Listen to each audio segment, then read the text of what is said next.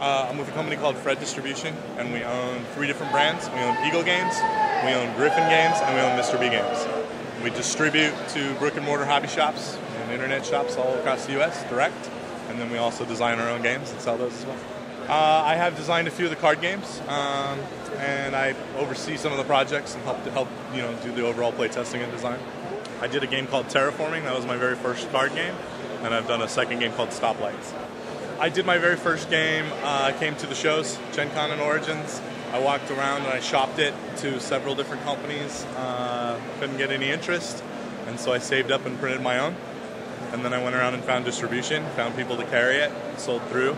And then I took the proceeds from what I made from selling, and then I made a second game, came to the shows, and kind of did it all, rented a booth, started showing myself, and then met up with a couple other partners, and we all bought into this stuff equally, and just kept moving from there. Eagle Games has been around for many years, but when they went out of business, their brand was available, and myself and 3 others bought into it. Be persistent, playtest your design about 30 times, and then playtest it 5 more times.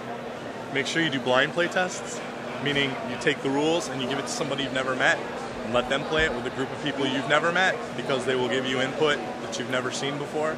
And they will break your game. They will play it the way you did not intend it, and then go back and rewrite the rules, and then shop it to the companies. And make a decision early. Decide, do you want to be a publisher or do you want to be a game designer?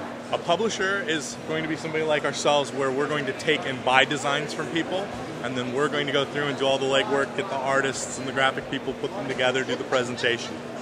And then an actual designer is going to come up with the theme and the design and the mechanic, and then try to give it to a publisher. The first time I worked for a game company, I worked sweeping the floor in the shipping and receiving department. And I did it part-time. I was a full-time teacher, and I came in a couple hours a week and swept their floor. And then their shipper was sick, so I started packing boxes. And then I took over the shipping department. And then after I was doing the shipping department for a while, one of their graphic guys didn't call in. So then I jumped in on the computer and did some graphic work. And it's just resume builders, and then by the time you just kind of move along. And then that's what kind of gave me the desire to publish my own game. Because I got to see all the angles, and I said, I can do this. And that's definitely not recommended for everybody, unless you're really committed and you have some help.